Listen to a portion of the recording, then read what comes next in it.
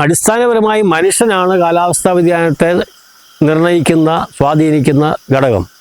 മനുഷ്യൻ്റെ ആർത്തിയാണ് ഇതിൻ്റെ അടിസ്ഥാനം. അത് മതത്തിൻ്റെ പേരിലായാലും രാഷ്ട്രീയത്തിൻ്റെ പേരിലായാലും രാഷ്ട്രങ്ങൾ തമ്മിലുള്ള യുദ്ധത്തിൻ്റെ പേരിലായാലും ആർത്തിയും പകയും ആണ് അടിസ്ഥാന പ്രശ്നം.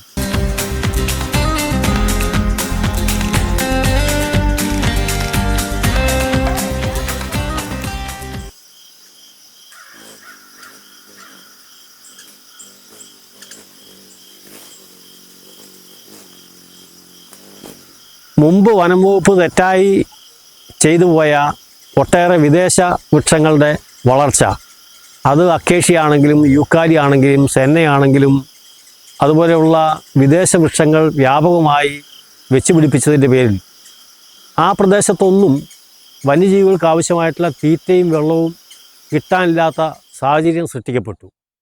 ഇങ്ങനെ ഒട്ടനവധിയായിട്ടുള്ള കാരണങ്ങളുടെ പേരിൽ ഇതിനേക്കാൾ സൂക്ഷ്മമായ തലത്തിൽ പരിശോധിച്ചാൽ വേറെയും നിരവധിയായിട്ടുള്ള കാരണങ്ങളുണ്ട്. വന പ്രദേശങ്ങൾക്ക് സമീപമുള്ള പാറക്കോറികൾ, വനത്തിനുള്ളിലേക്കുള്ള ടൂറിസം, അതുപോലെ റിസോർട്ടുകളുടെ വ്യാപകമായ വ്യാപനം, അങ്ങനെ തുടങ്ങിയിട്ട് നിരവധിയായിട്ടുള്ള കാരണങ്ങൾ ഉണ്ട് ഈ വന്യജീവികളും മനുഷ്യനും തമ്മിലുള്ള സംഘർഷത്തിലേക്ക് നയിച്ച സാഹചര്യങ്ങൾക്ക്. അത്തരം കാര്യങ്ങൾ പരിശോധിക്കപ്പെടാതെ കേവലം വന്യജീവികൾ പെറ്റുപെരുകി എന്നുള്ള ഏക കാരണം പറഞ്ഞാണ് സംസ്ഥാനത്ത് ഒട്ടാകെ രാഷ്ട്രീയ പാർട്ടികളും പരിസ്ഥിതി വിരുദ്ധരായിട്ടുള്ള കയ്യേറ്റക്കാരും നിലപാട് സ്വീകരിക്കുകയും അത് വലിയ തോതിൽ ജനങ്ങളുടെ ഇടയിൽ പ്രചരിപ്പിക്കുകയും ചെയ്തുകൊണ്ടിരിക്കുന്നത്. വാസ്തവത്തിൽ വനവും വന്യജീവികളും നിലനിൽക്കേണ്ടതിൻ്റെ ആവശ്യകതയെ സംബന്ധിച്ച് ജനങ്ങളെ ബോധവാന്മാരാക്കേണ്ട ഭരണകൂടം ഈ സന്ദർഭത്തിൽ കുറ്റകരമായ നിസ്സംഗതയാണ് പാലിച്ചുകൊണ്ടിരിക്കുന്നത്. ഈ പറയുന്ന വനഭൂമി ഇല്ലാതായാൽ നാളെ കേരളത്തിലെ ജനങ്ങളുടെ കുടിവെള്ളം ഇല്ലാതായിത്തീരും എന്നുള്ളതാണ് ഒന്നാമത്തെ കാര്യം. രണ്ടാമത്തെ പ്രശ്നം, വലിയ തോതിലുള്ള കാലാവസ്ഥാ വ്യതിയാനമാണ് ലോകത്തൊട്ടാകെ സംഭവിച്ചുകൊണ്ടിരിക്കുന്നത്. ഈ അവശേഷിക്കുന്ന പച്ചത്തുരുത്തുകളുടെ നാശം കാലാവസ്ഥയിൽ തെറ്റായിട്ടുള്ള വ്യതിയാനത്തിന് കാരണമായി തീരും. ആ കാലാവസ്ഥാ വ്യതിയാനം കേരളം ജനങ്ങൾക്ക് ജീവിക്കാൻ സാധ്യമല്ലാത്ത ഒരു ഭൂപ്രദേശമായി മാറിപ്പോകും. അതായത് കാർബൺ ഡൈ ഓക്സൈഡ് ക്രമാതീതമായി വർദ്ധിക്കുന്നു എന്നുള്ളതാണ് ഇന്നത്തെ പ്രശ്നം. കാർബൺ ഡൈ ഓക്സൈഡ് ക്രമാതീതമായി വർദ്ധിക്കുന്നതിൻ്റെ പ്രധാനപ്പെട്ട കാരണം, ഒന്ന്, കാർബൺ ഡൈ ഓക്സൈഡിനെ ആഗിരണം ചെയ്യുന്ന രണ്ട് ഘടകങ്ങളാണുള്ളത്. ഒന്ന് വനങ്ങളും മറ്റൊന്ന് കടലും. അപ്പോൾ വനങ്ങൾ ശോഷിക്കുന്നതും ഇല്ലാതാവുന്നതും കാർബൺ ഡൈ ഓക്സൈഡിനെ ആഗിരണം ചെയ്യുന്നതിനുള്ള പ്രധാനപ്പെട്ട ഒരു ഭാഗം ഇല്ലാതാവുന്നതിന് തുല്യമായി. മറ്റൊന്ന്, കടലിൻ്റെ കാർബൺ ഡൈ ഓക്സൈഡിനെ ആഗിരണം ചെയ്യാനുള്ള ശേഷി ഓരോ ദിവസം ചെയ്യുന്നതോറും കുറഞ്ഞു വരികയാണ്. അത് കടലിൽ മലിനീകരിക്കുന്നുമുണ്ടാകും. അപ്പോൾ കടലും വനവും അതിൻ്റെ ശേഷി കുറഞ്ഞു പോയാൽ നമ്മൾ വലിയ ചൂടിലേക്കായിരിക്കും എടുത്തെറിയപ്പെടുക. കാർബൺ ഡൈ ഓക്സൈഡ് വർദ്ധിക്കും തോറും സംഭവിക്കുന്നത് ചൂട് കൂടും. അങ്ങനെ അന്തരീക്ഷത്തിലെ താപനില വർദ്ധിച്ചു പോയാൽ ഗുരുതരമായ പ്രശ്നമാണ് ഉണ്ടാവാൻ പോകുന്നത്. ഇപ്പോൾ കാലാവസ്ഥാ വ്യതിയാനം എന്ന ആളുകൾ പറയുന്നത് വളരെ നിസ്സാരമായ രൂപത്തിലാണ്. കാലാവസ്ഥാ വ്യതിയാനം ഉണ്ടായാൽ ചുഴലിക്കൊടുങ്കാറ്റുണ്ടാകും, പേമാരി ഉണ്ടാവും, ഉരുൾപൊട്ടലുണ്ടാവും, കുറേ ആളുകൾ മരിക്കും, അല്ലെ കൊടുങ്കാറ്റുണ്ടായി കുറേ നാശനഷ്ടം ഉണ്ടാവും എന്നൊക്കെയാണ് മനുഷ്യൻ ധരിച്ചു വെച്ചിരിക്കുന്നത്. യഥാർത്ഥത്തിൽ കാലാവസ്ഥാ വ്യതിയാനം എന്ന് പറയുന്നത് അതല്ല. കാലാവസ്ഥാ വ്യതിയാനം എന്ന് പറയുന്നത് ജീവികുലത്തിൻ്റെ വംശനാശമാണ് ഇതുവഴി ഉണ്ടാവാൻ പോകുന്നത്. ഉദാഹരണത്തിന് ഇപ്പോൾ ചെന്നൈയിൽ പോയിൻ കലാമീർ എന്ന് പറയുന്ന ഒരു പക്ഷി സങ്കേതമുണ്ട്. കടൽ തീരത്തിനോട് ചേർന്ന് കിടക്കുന്ന പോയിൻ കലാമീറിലെ പക്ഷി സങ്കേതത്തിൽ കഴിഞ്ഞ ഒരു 15 വർഷം മുമ്പുണ്ടായ കാര്യമാണ്. അവിടെ കടലിലെ ആമകൾ കരയ്ക്ക് വന്ന് മുട്ടയിടും. ആമ മുട്ടയിട്ട് ലേശം മണ്ണ് മൂടി വെച്ചിട്ട് തിരിച്ച് കടലിലേക്ക് പോകും. ഈ കുറുക്കനും കഴുകനും ഒക്കെ വന്നിട്ട് ഈ മുട്ടയെല്ലാം എടുത്ത് തിന്നും. അങ്ങനെ കടലാമയുടെ വംശനാശം സംഭവിക്കുന്നു എന്ന് അവിടുത്തെ പരിസ്ഥിതി പ്രവർത്തകരും ശാസ്ത്രകാരും മനസ്സിലാക്കിയ ഒരു സന്ദർഭത്തിൽ അവർ ആമയുടെ മുട്ട സംരക്ഷിക്കാൻ തീരുമാനിച്ചു. ഒരു 15 വർഷം മുമ്പാണ്. അങ്ങനെ ആയിരക്കണക്കിന് ആമ മുട്ടകൾ അവർ സംരക്ഷിച്ചു. 10-58 ദിവസം കഴിഞ്ഞപ്പോൾ ഈ മുട്ടകൾ വിരിഞ്ഞ് ആയിരക്കണക്കിന് ആമക്കുഞ്ഞുങ്ങൾ കടലിലേക്ക് ഒഴുകിപ്പോയി. ഈ കഴിഞ്ഞ ഒരു 3 വർഷം മുമ്പ് പൂയൻകലാമയുടെ കടൽ തീരത്ത് ഒരു വലിയ അത്ഭുതം നടന്നു.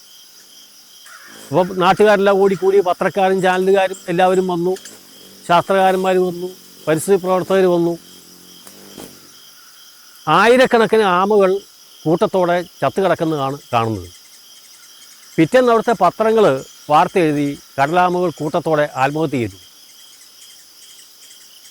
അപ്പോൾ അവിടെയുള്ള സയൻറ്റിസ്റ്റുകൾ എല്ലാ പരിശോധനയും നടത്തിയിട്ട് അവർക്കൊരു കാര്യവും മനസ്സിലായില്ല എന്താണ് സംഭവിച്ചതിൻ്റെ കാരണം. അവസാനം ലണ്ടനിലുള്ള ഒരു സയൻറ്റിസ്റ്റുമായി ബന്ധപ്പെട്ടപ്പോൾ അദ്ദേഹം പറഞ്ഞു ഈ ആമകളെ പോസ്റ്റ്മോർട്ടം ചെയ്യാൻ പറഞ്ഞു.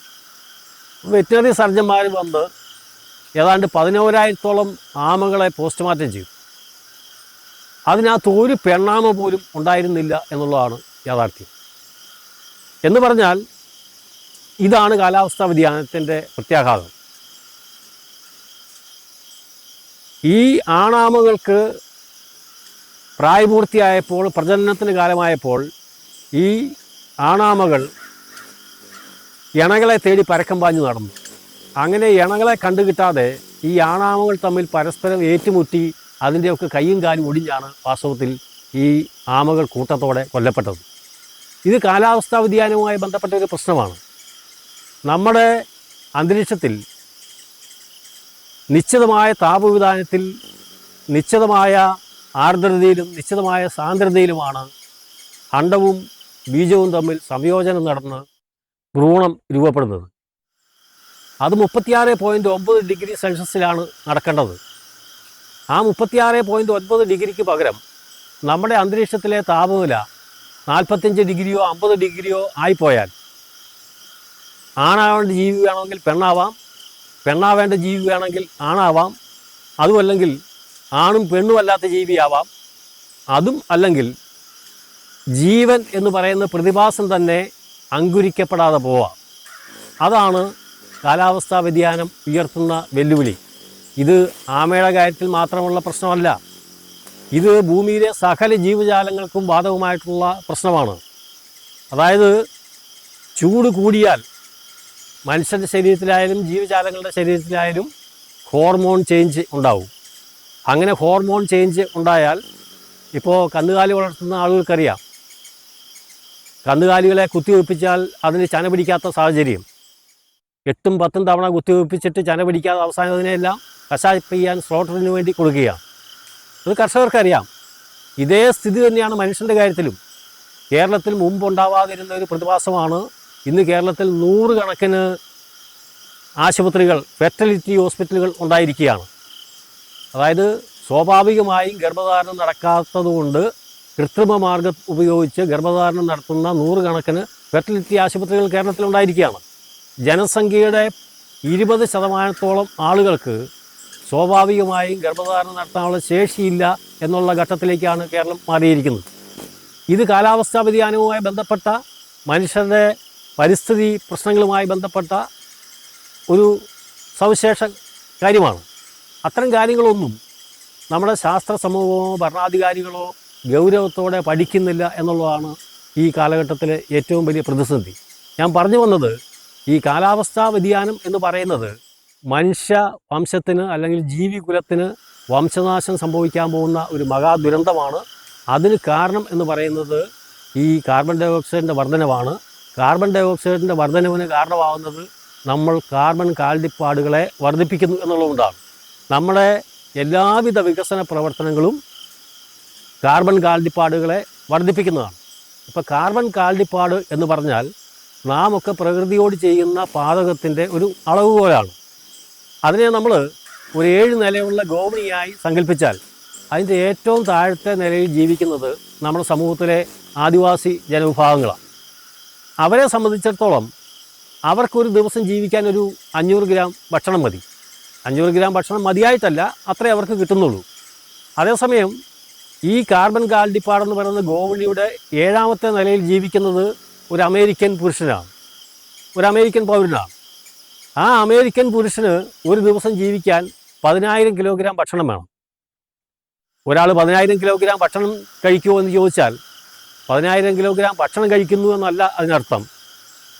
10,000 കിലോഗ്രാം ഭക്ഷ്യവസ്തുവിന് തുല്യമായ പ്രകൃതി വിഭവങ്ങൾ അദ്ദേഹത്തിൻ്റെ ആഡംബരത്തിനും ആർഭാടത്തിനും ധാരാളിത്തത്തിനുമായി അതിഹീനമായി ദൂർത്തടിക്കുന്നു എന്നാണ് ഞാൻ സൂചിപ്പിച്ചത്.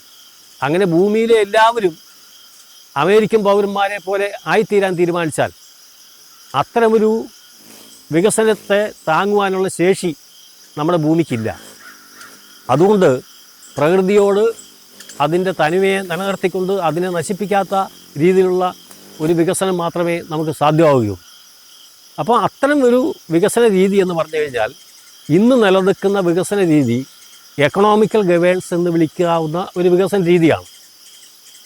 ആ എക്കണോമിക്കൽ ഗവേൺസ് എന്ന് പറഞ്ഞു കഴിഞ്ഞാൽ ഇപ്പോൾ ആളുകൾ പ്ലാവും മാവും ഒക്കെ വെച്ച് പിടിപ്പിച്ച് അതിൻ്റെ ഫലം പറിച്ച് വിറ്റ് അല്ല അത് കഴിച്ച് ജീവിക്കുന്നു. അത് എക്കോളജിക്കൽ ഗവേൺസാണ്. അതേസമയം കുറേ ആളുകൾ ഈ മരം വെട്ടി വിറ്റ് ജീവിക്കുന്നുണ്ട്. അത് എക്കണോമിക്കൽ ഗവേൺസാണ്. അപ്പോൾ ഫലം കഴിച്ചും വിറ്റും ജീവിക്കുന്നതാണോ നമുക്ക് ദീർഘകാലാടിസ്ഥാനത്തിൽ ഭൂമിക്കും പ്രകൃതിക്കും മനുഷ്യനും നല്ലത്, അതോ മരം വെട്ടി ജീവിക്കുന്നതാണോ നല്ലത് എന്ന് മാത്രം നമ്മൾ തീരുമാനിച്ചാൽ മതി. ഇതാണ് എക്കണോമിക്കൽ ഗവേൺസും എക്കോളജിക്കൽ ഗവേൺസും തമ്മിലുള്ള വ്യത്യാസം. അപ്പോൾ ഇന്ന് നിലനിൽക്കുന്ന എക്കണോമിക്കൽ ഗവേൺസിന് ഇനിയും അധികകാലം മുന്നോട്ട് പോകാൻ പറ്റില്ല. അതുകൊണ്ട് തന്നെ ഭാവി തലമുറയുടെ ജീവിതം ഉറപ്പുവരുത്തുന്ന എക്കോളജിക്കൽ ഗവേൺസിലേക്ക് നമ്മുടെ വികസന കാഴ്ചപ്പാടുകൾ മാറണം എന്നാണ് എൻ്റെ അഭിപ്രായം. എല്ലാം അടിസ്ഥാനപരമായി മനുഷ്യനാണ് കാലാവസ്ഥാ വ്യതിയാനത്തെ നിർണ്ണയിക്കുന്ന സ്വാധീനിക്കുന്ന ഘടകം. മനുഷ്യൻ്റെ ആർത്തിയാണ് ഇതിൻ്റെ അടിസ്ഥാനം. അത് മതത്തിൻ്റെ പേരിലായാലും രാഷ്ട്രീയത്തിൻ്റെ പേരിലായാലും രാഷ്ട്രങ്ങൾ തമ്മിലുള്ള യുദ്ധത്തിൻ്റെ പേരിലായാലും ആർത്തിയും പകയും ആണ് അടിസ്ഥാന പ്രശ്നം. കേവലം സ്വാർത്ഥമായ അന്ധവിശ്വാസങ്ങളാണ് ഇവരെ എല്ലാവരെയും നയിക്കുന്നത്. കാരണം പ്രകൃതിയെ സംബന്ധിച്ചിടത്തോളം മനുഷ്യനൊരു അനിവാര്യ ഘടകമേ അല്ല. മനുഷ്യനില്ലെങ്കിലും ഈ പ്രകൃതി നിലനിന്നിരിക്കും.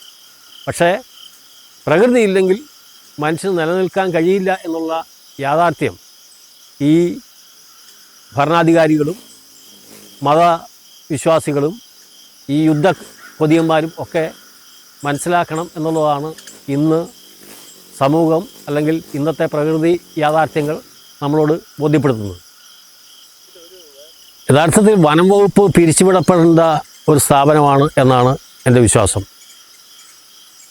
വനം വകുപ്പ് എന്ന് പറയുന്നത് മറ്റേതൊരു ജോലിയും പോലെ ഒരു സർക്കാർ ജോലി എന്ന നിലയിൽ മാത്രമാണ് വനം വകുപ്പിലെ ഉദ്യോഗസ്ഥർ കാണുന്നത്. അതിനപ്പുറത്തേക്ക് ഇതൊരു പരിസ്ഥിതി ശാസ്ത്രത്തിൽ അധിഷ്ഠിതമായിട്ടുള്ള ജോലിയാണ് എന്ന നിലയിൽ അവർ ഈ പ്രശ്നത്തെ സമീപിക്കുന്നില്ല. അവർക്കെല്ലാവർക്കും ബംഗ്ലാവുകളും കാറുകളും AC ഓഫീസുകളും വലിയ ശമ്പളവും ഒക്കെയാണ് ഉള്ളത്. 40 വർഷം മുമ്പ് ഒരു കൺസർവേറ്റർ ഉണ്ടായിരുന്ന വനം അന്ന് ഇതിൻ്റെ 4 ഇരട്ടി വിസ്തൃതി ഉണ്ടായിരുന്നു വനത്തിന്. ഇന്ന് 40 വർഷത്തിന് ശേഷം വനവിസ്തൃതി 4-1 ചുരുങ്ങിക്കഴിഞ്ഞപ്പം 52 കൺസർവേറ്റർമാരുണ്ട്.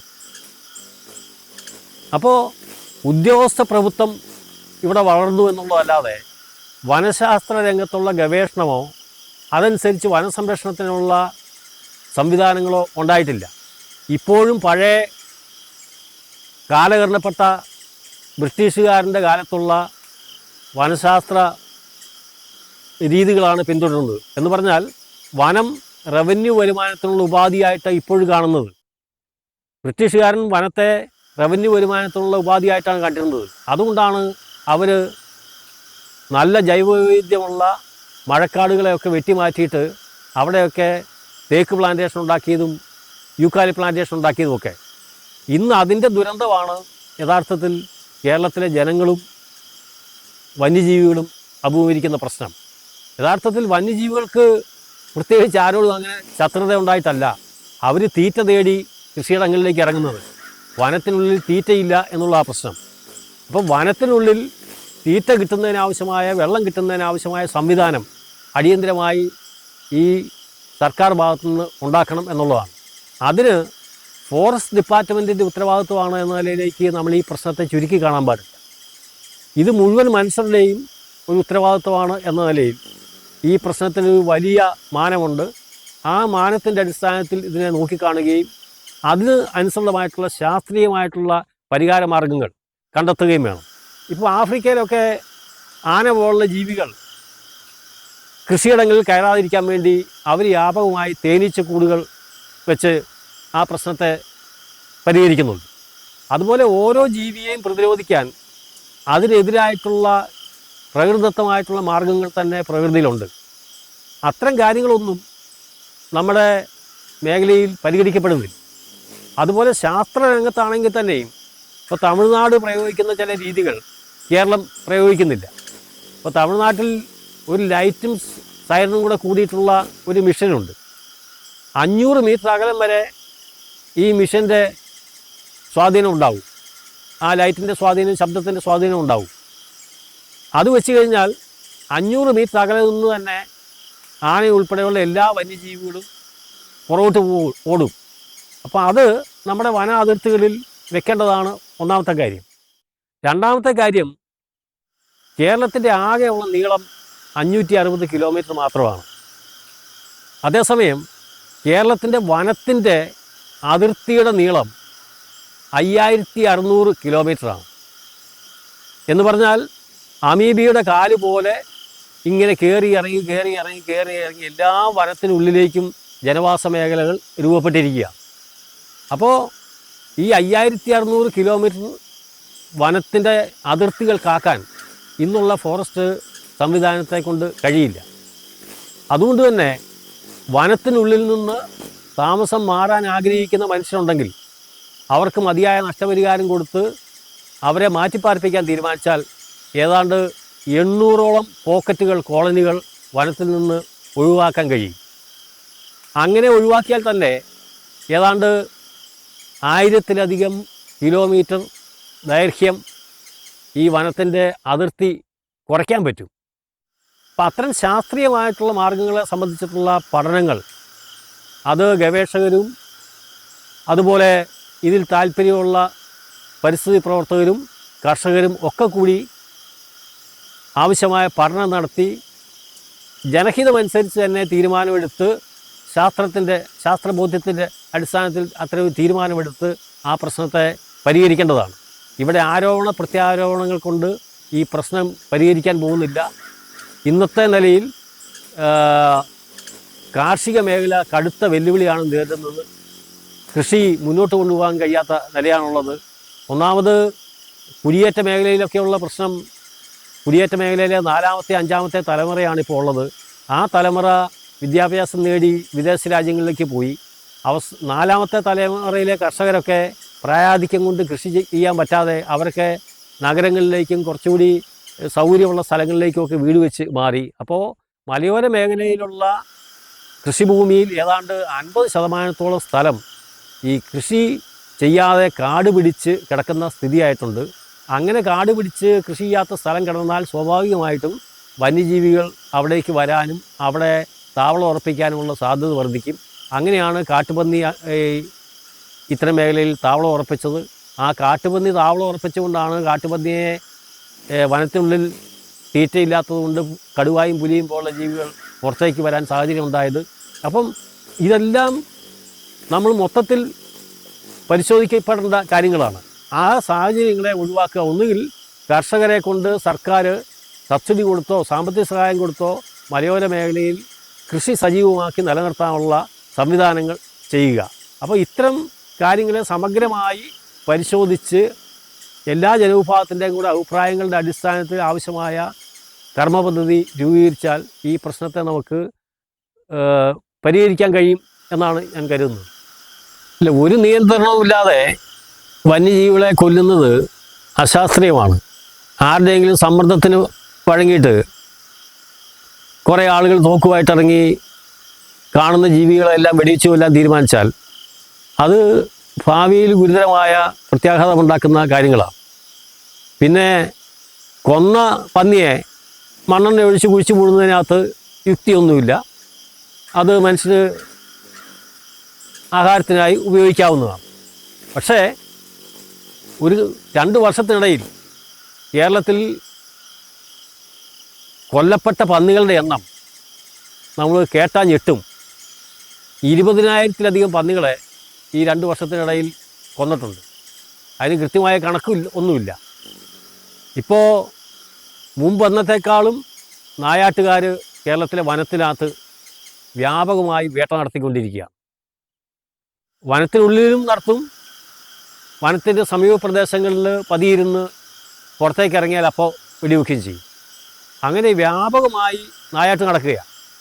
അത് ഈ പന്നിയുടെയൊക്കെ ഇറച്ചി കേരളത്തിലെ എല്ലാ 5 സ്റ്റാർ ഹോട്ടലുകളിലും ഇപ്പോൾ കിട്ടുന്ന സ്ഥിതിയുണ്ട്, സ്റ്റാർ ഹോട്ടലുകളിലൊക്കെ കിട്ടുന്ന സ്ഥിതിയുണ്ട്. അപ്പോൾ അതിനു വേണ്ടി ഒരു മാഫിയ തന്നെ ഇപ്പം പ്രവർത്തിക്കുന്നുണ്ട്.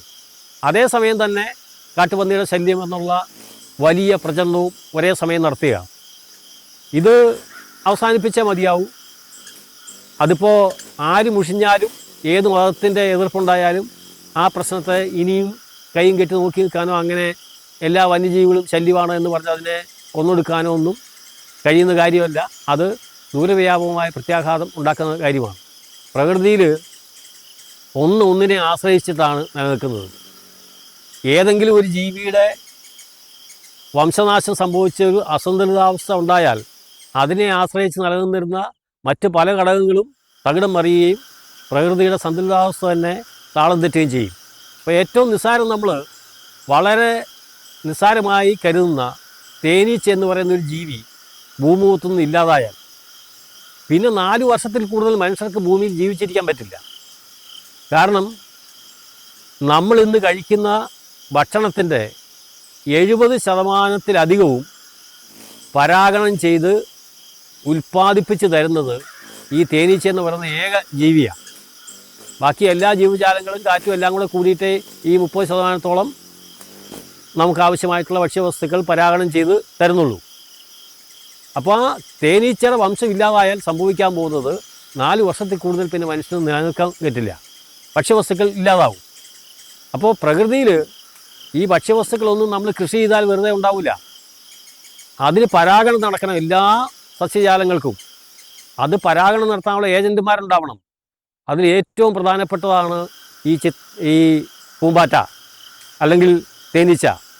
അപ്പോൾ തേനീച്ചയും പൂമ്പാറ്റയും ഒക്കെ ഉൾപ്പെടുന്ന വലിയ ജൈവ ജനുസുകൾ ഈ ഭൂമിയിൽ നിന്ന് നശിപ്പിക്കപ്പെടുകയാണ്.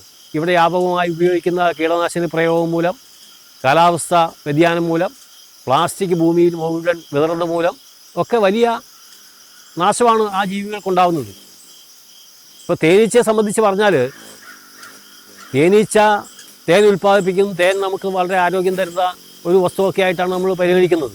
തേനീച്ചയ്ക്ക് നല്ല ആരോഗ്യമുണ്ട് എന്നാണ് നമ്മൾ കരുതുന്നത് ഈ പൂമ്പൊടിയും തേനുമൊക്കെ കഴിച്ച്. യഥാർത്ഥത്തിൽ വളരെ ദുർബലമായിട്ടുള്ളൊരു ജീവിയാണ് ഈ തേനീച്ച. ആ ദുർബലമായ ജീവി അതിനാവശ്യമായിട്ടുള്ള പ്രതിരോധശേഷി ഉണ്ടാക്കുന്നതിന് വേണ്ടി കൂണിനെ ആണ് ആശ്രയിക്കുന്നത്. കൂണിൻ്റെ നീര് ഊറ്റി കുടിച്ചിട്ടാണ് അതിന് ശാരീരികമായിട്ടുള്ള പ്രതിരോധശേഷി ഉണ്ടാക്കുന്നത്. ഇന്ന് ഭൂമിയിൽ പ്ലാസ്റ്റിക് വീണ് നിറഞ്ഞതിന് ശേഷം സ്വാഭാവികമായി കൂണ് ഉണ്ടാവുന്നില്ല. കൂണല്ല ഇപ്പോൾ ഫാക്ടറിയിലും പ്ലാന്റിലുമൊക്കെ ഉണ്ടാക്കുന്ന ഒരു കൃഷി രീതിയായി മാറിപ്പോയി. അപ്പോൾ പ്രകൃതിയിൽ സ്വാഭാവികമായിട്ടുള്ള കൂണ് പോലുള്ള ആ ഫംഗസുകൾ ഉണ്ടാവാത്ത സാഹചര്യമാണ് ഇപ്പോൾ സൃഷ്ടിക്കപ്പെട്ടിരിക്കുന്നത്. അപ്പോൾ പ്രകൃതിയിൽ ഏതെങ്കിലും ഒരു ജീവജാലത്തെ ഇല്ലാതാക്കിയാൽ സംഭവിക്കാൻ പോകുന്നത് ഈ ഭക്ഷ്യശൃംഖലയുടെ സർവനാശമായിരിക്കും. അത് കാർഷിക മേഖലയെ തകർക്കും, മനുഷ്യൻ്റെ ഭക്ഷ്യവ്യവസ്ഥയെ തകർക്കും, നമ്മുടെ നിലനിൽപ്പിനെ തന്നെ അപകടപ്പെടുത്തുന്ന കാര്യമായിരിക്കും. കാട്ടിൽ വിത്തുകൾ വിതറേണ്ടതില്ല, അതുപോലെ ഭൂമിയിൽ മനുഷ്യൻ മരവും നടേണ്ട കാര്യമില്ല. കാരണം പശ്ചിമഘട്ടം എന്ന് പറയുന്നത് വളരെ സവിശേഷമായിട്ടുള്ളൊരു ഭൂപ്രദേശമാണ്. അതായത് കേരളം സ്ഥിതി ചെയ്യുന്നത് ഭൂമധ്യരേഖയിൽ നിന്നും 8 ഡിഗ്രി മാത്രം മാറിയിട്ടാണ്. എന്ന് പറഞ്ഞാൽ സ്വാഭാവികമായും കേരളം ഒരു മരുഭൂമി ആയിരുന്നിരിക്കണം. ഭൂമധ്യരേഖയിൽ നിന്നും 8 ഡിഗ്രി മാറി സ്ഥിതി ചെയ്യുക എന്ന് പറഞ്ഞാൽ മരുഭൂമിയായിരിക്കണം. പക്ഷേ എന്തുകൊണ്ട് കേരളം മരുഭൂമി ആയില്ല എന്ന് ചോദിച്ചാൽ, ഈ കിഴക്ക് പശ്ചിമഘട്ടവും പടിഞ്ഞാറ് അറബിക്കടലും ഉള്ളതുകൊണ്ട് അറബിക്കടലിൽ നിന്ന് ഉയർന്നു പോകുന്ന ഉഷ്ണക്കാറ്റിനെ പശ്ചിമഘട്ടം തടഞ്ഞു നിർത്തി കേരളത്തിൽ ശരാശരി 3000 മില്ലിമീറ്റർ മഴ എല്ലാ വർഷവും തുടർച്ചയായി ലഭിക്കുന്ന സംവിധാനം ഉള്ളതുകൊണ്ട് പശ്ചിമഘട്ടത്തിൽ മരങ്ങൾ സ്വയമേ വളരും. ആരും നട്ടുപിടിപ്പിക്കുകയോ വിത്തെറിയോ ഒന്നും ചെയ്യേണ്ട കാര്യമില്ല. ഏതെങ്കിലും ഒരു മരത്തിൽ നിന്ന് ഒരു വിത്ത് വീണാൽ അത് സ്വയമേ അവിടെ വളർന്നോളും. അതേസമയം രാജസ്ഥാനിൽ അത് പറ്റില്ല. അവിടെ ഏതെങ്കിലും ഒരു വിത്ത് മുളപ്പിക്കണമെങ്കിൽ അതിന് പ്രത്യേകമായ പരിചരണം കൊടുത്ത് വെള്ളം കൊടുത്ത് സംരക്ഷിച്ച് മാത്രമേ അതിനെ സംരക്ഷിക്കാൻ പറ്റുള്ളൂ. കേരളത്തിൻ്റെ പശ്ചിമഘട്ടത്തിൽ അതുകൊണ്ട് തന്നെ വനത്തിൽ വിത്ത് എറിയേണ്ട കാര്യമില്ല. പക്ഷേ വളരെ വേഗം ഈ വന്യജീവികൾക്ക് തീറ്റ ലഭിക്കേണ്ട സാഹചര്യം ഉണ്ടായാൽ, അടിയന്തര സാഹചര്യം ഉണ്ടായാൽ അതിനാവശ്യമായിട്ടുള്ള വിത്ത് കൊടുക്കുന്നതുകൊണ്ടും തെറ്റില്ല.